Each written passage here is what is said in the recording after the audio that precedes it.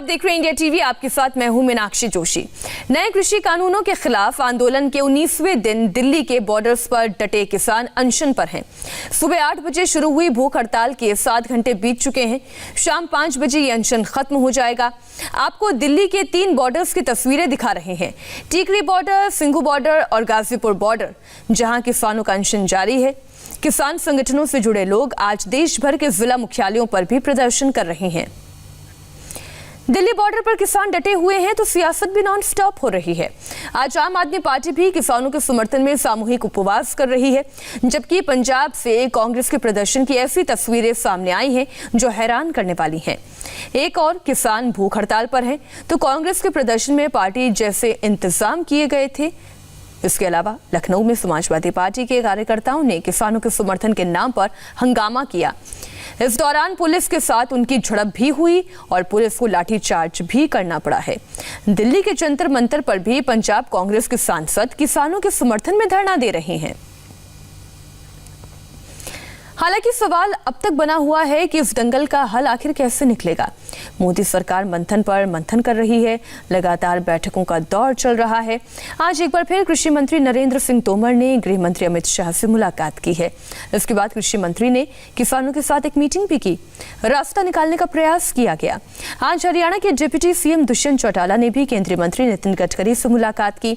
इस बीच रक्षा मंत्री राजनाथ सिंह ने किसानों को भरोसा दिलाया कि सरकार किसानों से बातचीत कर रही है, इसके लिए तैयार है और सरकार ऐसा कुछ भी नहीं करेगी जिससे किसानों का अहित हो।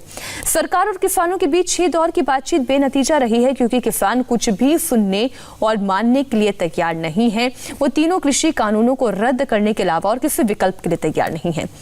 दिल्ली में आम आदमी पार्टी मुख्यालय में आम आदमी पार्टी का सामूहिक उपवास चल रहा है।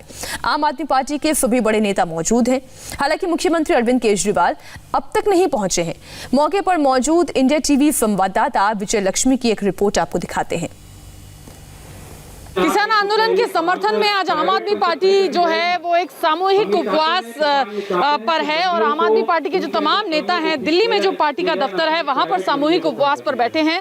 दिल्ली के उप मुख्यमंत्री मनीष सिसोदिया हैं, उसके अलावा तमाम जो लोग हैं, काफी सारे कैबिनेट मिनिस्टर्स दिल्ली गवर्नमेंट में जो है वो बैठे हुए हैं। गोपाल राय हो चाहे या फिर बाकी दिल्ली में राज्यसभा के जो आम आदमी पार्टी से जो 2 सांसद हैं वो भी सामूहिक उपवास का हिस्सा है। भगवंत मान जो पार्टी के सांसद हैं वो इस उपवास का हिस्सा है। तमाम लोग जो हैं ये बैठे हुए हैं। सामूहिक उपवास आज जो है उसका ऐलान आम आदमी पार्टी ने किया था। हालांकि दिल्ली के मुख्यमंत्री अरविंद केजरीवाल अभी यहाँ पार्टी दफ्तर में अनशन पर नहीं बैठे हैं। सुबह 9 बजे से ये अनशन शुरू हुआ है और शाम 5:30 बजे तक ये जो सामूहिक उपवास आम आदमी पार्टी द्वारा जिसका आज ऐलान किया गया है वो चलेगा। और आम आदमी पार्टी का कहना है कि सरकार की जो नीतियां हैं वो किसान विरोधी नीतियां हैं। ऐसे में किसानों को अपना समर्थन जताने और दिखाने के लिए ये सामूहिक उपवास जो है आज आम आदमी पार्टी द्वारा किया जा रहा है। दिल्ली के मुख्यमंत्री हमें बताया जा रहा है कि शाम को यहाँ पर आएंगे, लेकिन फिलहाल तमाम जो कैबिनेट मिनिस्टर्स हैं दिल्ली सरकार के, उसके अलावा जो एमएलएज हैं दिल्ली के और बाकी जो नेता हैं आम आदमी पार्टी के, वो इस सामूहिक उपवास का हिस्सा है जो यहाँ दिल्ली में आम आदमी पार्टी का जो दफ्तर है राउज एवेन्यू वहाँ पर चल रहा है। कैमरामैन प्रवीण के साथ विजयलक्ष्मी, इंडिया टीवी, दिल्ली। किसानों के नाम पर पॉलिटिक्स जमकर हो रही है। केजरीवाल आज उपवास पर हैं। बीजेपी ने कहा वो पाखंड कर रही हैं। मैं सभी आम आदमी पार्टी के कार्यकर्ताओं से, समर्थकों से अपील करता हूं कि वो भी किसानों की इस मांगों के समर्थन में एक दिन का उपवास रखें। और मैं देश के सभी लोगों से अपील करता हूं, बहुत सारे हज़ारों लाखों करोड़ों ऐसे लोगों को मैं जानता हूं जो दिल से किसानों के साथ हैं। अपनी दिन ब दिन की दिनचर्या की वजह से वो बॉर्डर पे नहीं पहुंच पा रहे, लेकिन दिल से उनके साथ हैं। ऐसे सब लोग, अब उनको भी मौका मिला है, ऐसे सब लोग अपने अपने घरों में एक एक दिन का उपवास रखें और किसानों की मांगों के समर्थन में प्रार्थना करें।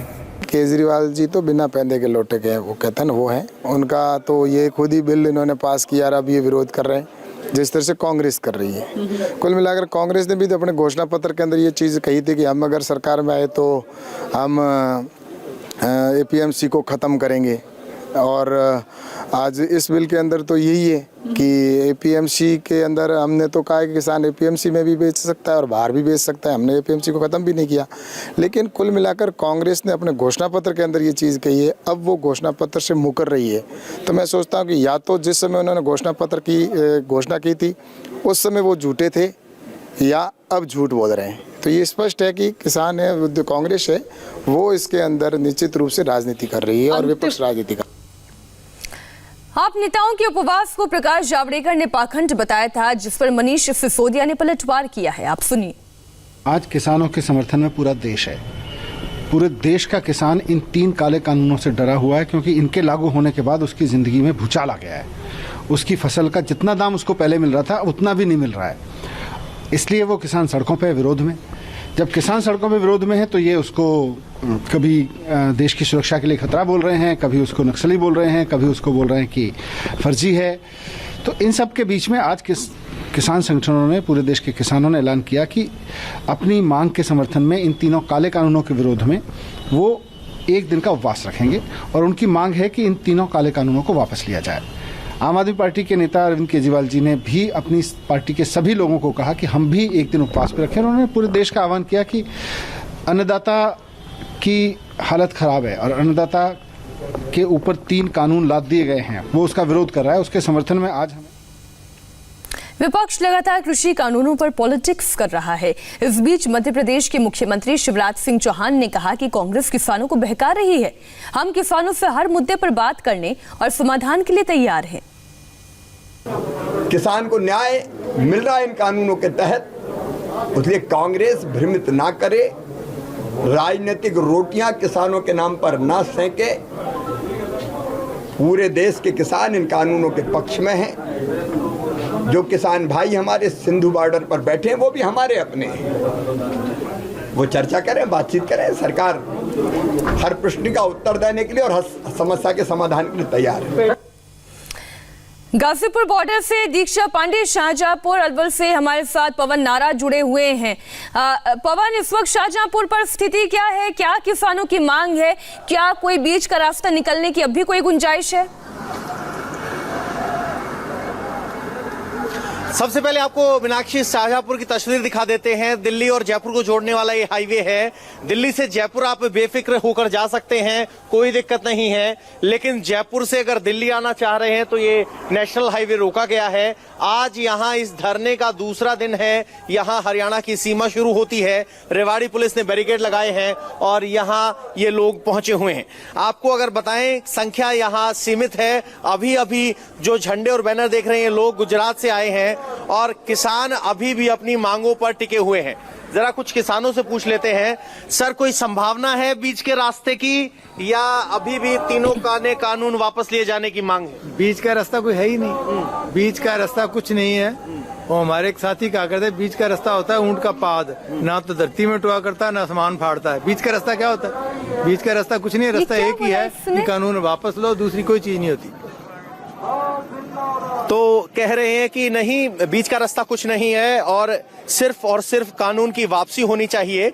लेकिन ये जरूर है कि यहाँ हरियाणा के अलावा इस बॉर्डर पर गुजरात और राजस्थान बड़ी अजीबोगरीब सी स्थिति है पवन, बहुत अजीबोगरीब सी स्थिति है। इस तरीके के बयान दिए जाते हैं।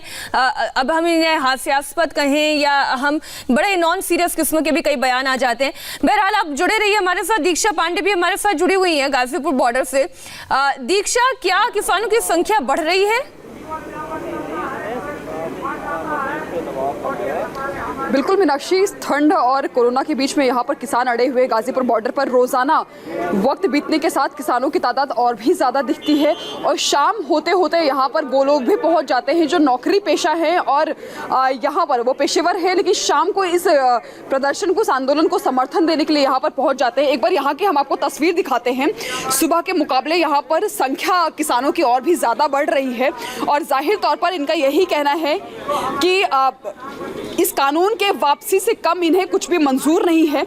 लगातार यहाँ पर मंच पर जो भाषण दिया जा रहा है, जो संबोधन किया जा रहा है यहाँ पर, उसमें भी लगातार किसानों का प्रोत्साहन किया जा रहा है ताकि इस पूरे आंदोलन के लिए उनका जोश कहीं से भी खत्म ना हो।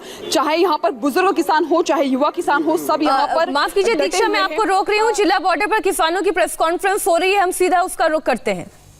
आयोग की रिपोर्ट प्रधानमंत्री कार्यालय की अलमारी में बंद है, कोई नहीं दे पाया। तो अब ये प्रधानमंत्री कह रहे थे, प्रधानमंत्री बनने से पहले मैं देश के किसानों के कर्जे माफ करूंगा, पहली मीटिंग में सब कुछ कर दूंगा, विश्वास करो। विश्वास किया, कुछ नहीं करा, नोटबंदी और कर दी। नोटबंदी से तुम बताओ कितने फायदे हुए? मेरे दिमाग में नोटबंदी से कोई फायदा न हुआ। ये हुआ कि जो आलू किसान था वो आलू फेंका था 3 साल, और मेरे लड़के ने भी ज्यादा आलू किया था, वो भी फेंका था। तो मेरे 35 साल के लड़के ओम प्रताप सिंह ने 24 जनवरी सन 18 को आत्महत्या कर ली थी। लेकिन मैंने अपने लड़के के लिए कभी कुछ नहीं मांगा।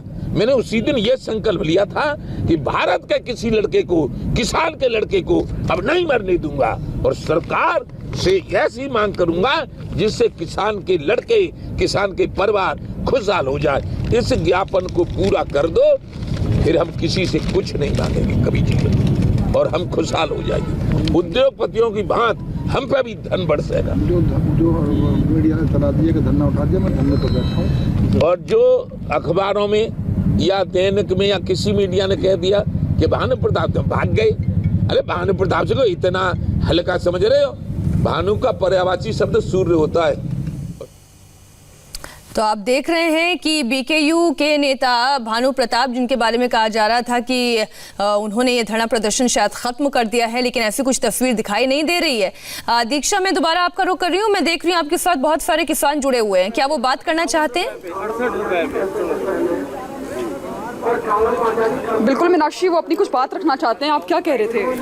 हम ये कह रहे हैं कि ये जो मोदी बैठा ऊपर, और जितने मंत्री संतरी हैं, ये चोर जो बैठे हैं, डकैत, जब वोट पड़े हैं और जब चुनाव लड़े हैं, भैया माता जी, भाई जी, जब तो नहीं करें, और जब ये मंत्री बन जाए तो उनके पास टाइम नहीं है। ठीक है, किसानों की बात नहीं सुन रहे हैं। मैं आप तक आती हूँ जी। लगातार सरकार ये कह रही है कि अगर ये जो किसान बिल है, इसको लेकर अगर कोई भ्रम का माहौल है तो आपके भ्रम को दूर करेंगे, क्या कहेंगे? नहीं, भ्रम को दूर करने की तो बात ही नहीं है इसमें। जब ये किसानों के लिए इन्होंने बिल बनाया और वो किसानों को मंजूर नहीं है, तो फिर क्या जरूरत है ऐसे बिल की? नहीं, ऐसे कानून की जरूरत नहीं है। किसान इसको कह रहे हैं कि ये किसान तीनों कानून जब तक खत्म नहीं होंगे, ये हमको मंजूर नहीं है। कई दौर की बैठक हो चुकी है, समाधान अभी नहीं निकल पाया। उम्मीद है आप लोगों को? हाँ, समाधान तो इनके हाथ में ही है, सरकार के हाथ में समाधान तो निकालना।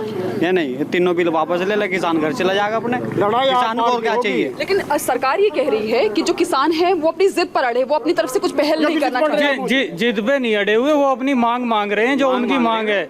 ये तो इसकी तानाशाही हो गई है सरकार की कि भाई हमने जो बना दिया वो सही है। चलो, एक दो है, और किसानों की मांग को लेकर वो तब तक बैठे रहेंगे। ये प्रदर्शन, धरना तब तक जारी रहेगा जब तक सरकार उनकी मांगे नहीं मान लेती। शुक्रिया पवन और दीक्षा आपका पूरी जानकारी के लिए। केरला